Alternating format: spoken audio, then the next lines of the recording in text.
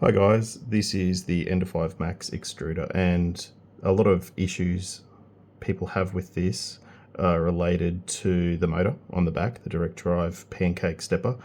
And I believe that a lot of the issues attributed to that motor overheating and even stalling on torque and skipping is actually a result of friction in the extruder itself that the motor just cannot overcome. So the motor cops the blame, potentially incorrectly.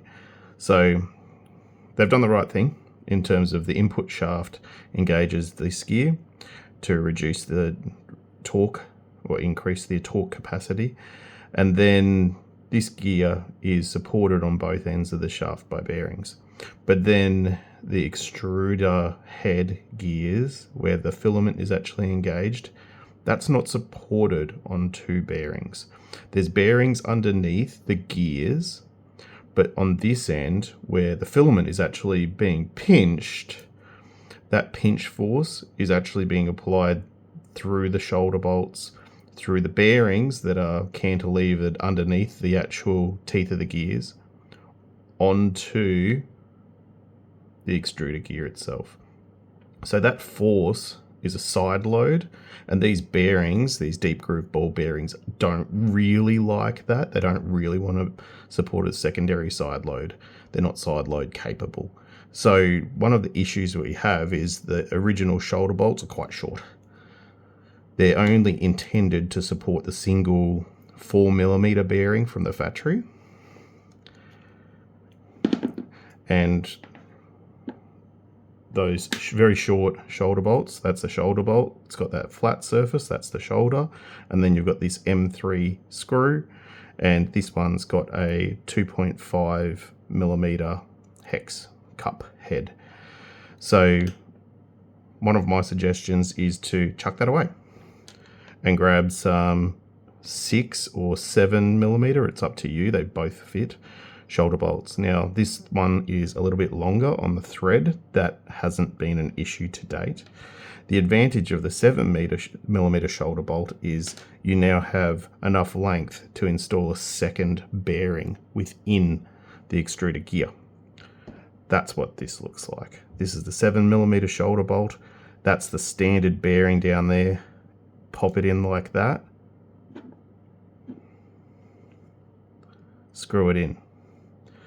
Now what you've got is all of that load is being handled by two bearings instead of just the one.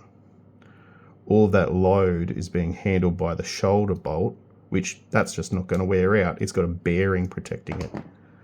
But now that moves a lot freer. That's just one of them. If we remove the second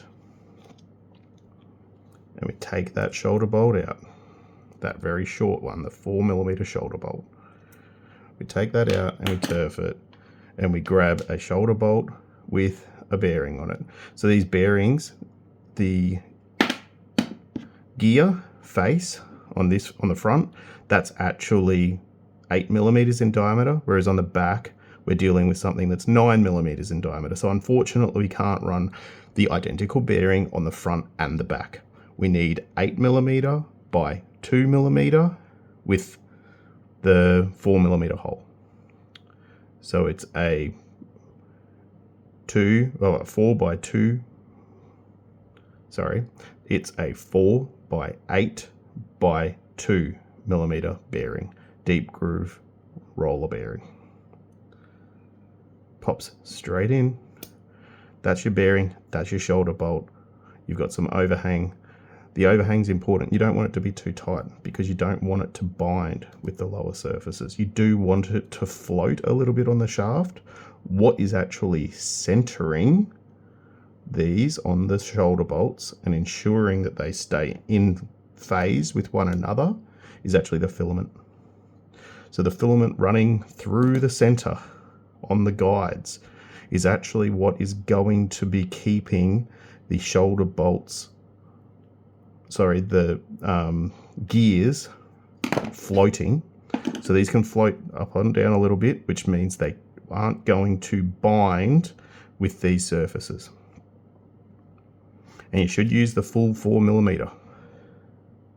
If you're going to replace these bearings, use the full 4mm. You can get skinnier ones, but using the full 4 and then using a 2 here gives you enough space for that shoulder bolt to slide through. Now I'm aware that 4 plus 2 doesn't equal 7. That's where our extra distance is. It's providing us that gap, which is why I've gone for the 7mm shoulder bolt. In this layout, locked, it spins freely. It is far lower friction. This is now side load capable. So we can put our filament through here and we aren't crushing the bearings at the back. If I did this with the stock bearings, doesn't matter who I buy the bearings from. If I buy them from SKF, they can still only handle a certain amount of load. We're still going to push it out on an angle. This is an extreme example. I've shoved a 3mm steel Allen key through there, but it will still work. I haven't crushed the bearings because they've worked in parallel to handle that side load within their tolerance. I know this isn't everyone's bread and butter. I know bearings might be a bit of a dark art to some of you, but the reality is here, if you've got one bearing that is always failing because it's being side loaded by itself, adding a second bearing alongside it is a surefire way of preventing the side load from destroying the balls in that ball bearing, crushing them. Once you've got out of tolerance, these gears are meshing together on an angle. That's going to cause a lot of friction. It's going to stop your filament feeding consistently. Anyway, I've talked long enough. 7 minutes is way too long for this. So good luck, guys.